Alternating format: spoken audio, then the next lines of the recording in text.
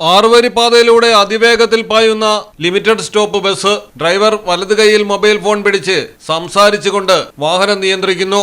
ഒരശ്രദ്ധയിൽ വണ്ടിയൊന്നു പാളിയാൽ സംഭവിക്കുക വൻ ദുരന്തം.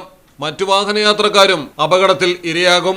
കുറ്റിപ്പുറത്ത് അമിത വേഗത്തിലെത്തിയ ബസ് നിയന്ത്രണം വിട്ട് കീഴ്മേൽ മറിഞ്ഞ് രണ്ടായി പിളർന്നു പോയ അപകടം നടന്ന് മണിക്കൂറുകൾക്കുള്ളിലാണ് അപകട സ്ഥലത്തിന് 100 മീറ്റർ മാറി ഈ കാഴ്ച.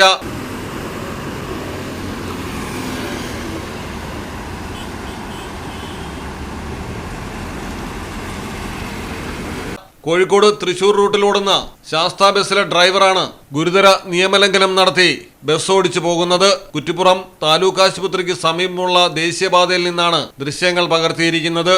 തൃശൂർ കോഴിക്കോട് റൂട്ടിൽ സർവീസ് നടത്തുന്ന മിക്ക ലിമിറ്റഡ് ബസ്സുകളും എല്ലാ നിയമങ്ങളും കാറ്റിൽ പറത്തി മറ്റു വാഹനയാത്രക്കാരെ ഭയപ്പെടുത്തിയുമാണ് കടന്നു പോകുന്നത്. ഏതു സമയവും ഇവർ മൊബൈലിന്റെ ശ്രദ്ധയിലുമായിരിക്കും.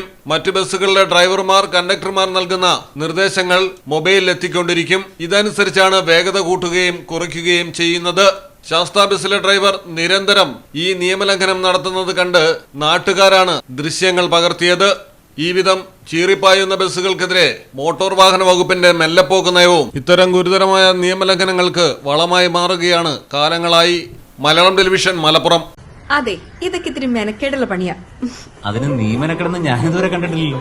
ഞാൻ ഹാർഡ് വർക്കർ അല്ലല്ലോ മിസ്റ്റർ, സ്മാർട്ട് വർക്കർ അല്ലേ. ഷൈനെക്സ് ഷൈനെക്സ് ആവുമ്പോ നമ്മൾ മുടക്കിയ കാശിനുള്ള വാല്യൂം കിട്ടും. അപ്പൊ എങ്ങനെയാ, ബാക്കി അലക്കല്ലേ.